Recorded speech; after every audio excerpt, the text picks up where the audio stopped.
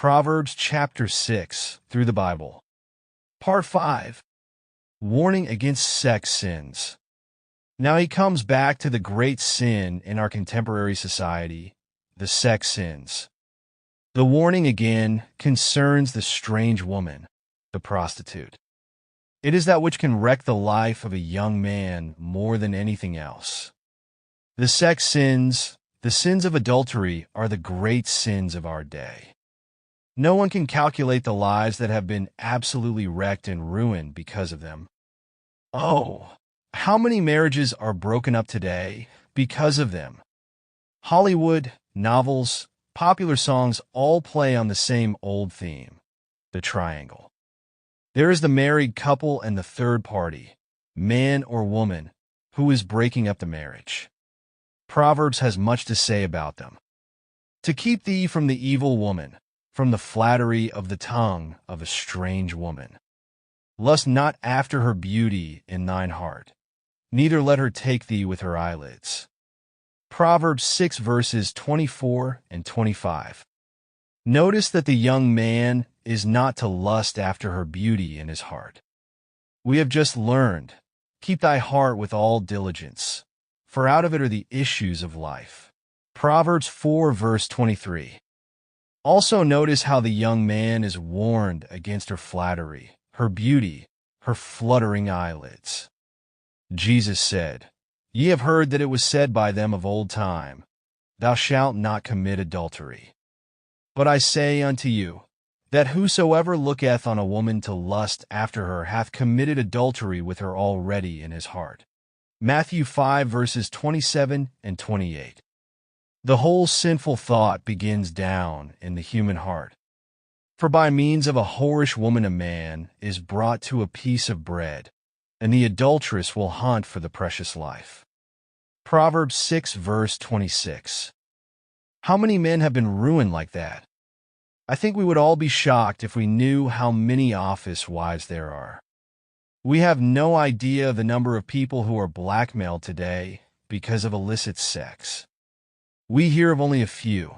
Just recently, it was disclosed that a doctor in San Francisco had another wife and family in Southern California. Everyone who knew him thought that he was leading a moral, upright life. All the while he was keeping up 2 homes. This same kind of thing has happened in the lives of ministers. How does it all get started? The Lord says it begins in the heart. He made us and He knows us. Lust not after her beauty in thine heart. It begins there. Now he asks a few pointed questions. Can a man take fire in his bosom, and his clothes not be burned? Proverbs 6 verse 27. The answer to that is obvious. Can one go upon hot coals, and his feet not be burned? Proverbs 6 verse 28. We know of fanatics who try this, but it always burns their little tootsies to walk on hot coals. So he that goeth in to his neighbor's wife, whosoever toucheth her, shall not be innocent. Proverbs 6 verse 29.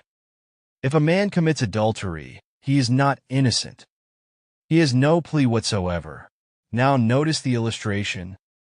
Men do not despise a thief, if he steal to satisfy his soul when he is hungry.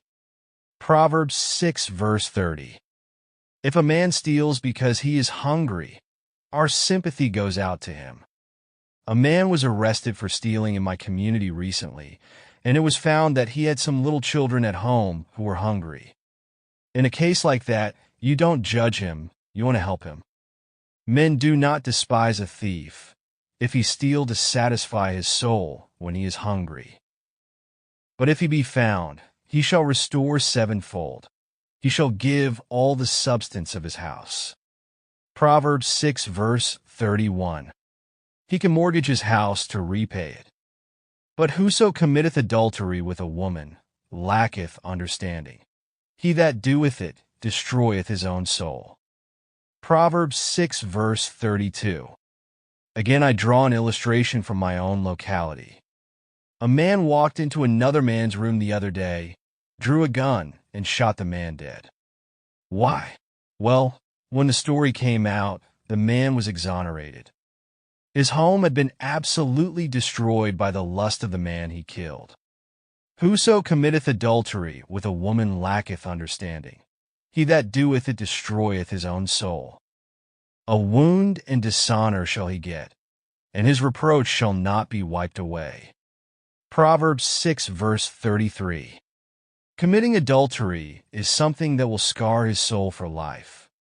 As a pastor, and I'm sure many other pastors know cases like this. I know a wife whose husband had an affair years ago. He repented of it, came back to her, and asked to be forgiven. She forgave him, but I happen to know the home, and I can see that it is not a happy home. Adultery is something you don't rub out. If you commit it, you lack understanding. You'll wreck your home. You will wreck your life. For jealousy is the rage of a man. Therefore he will not spare in the day of vengeance. He will not regard any ransom, neither will he rest content, though thou givest many gifts. Proverbs 6 verses 34 and 35. Oh, my friend, what tragedies result from adultery!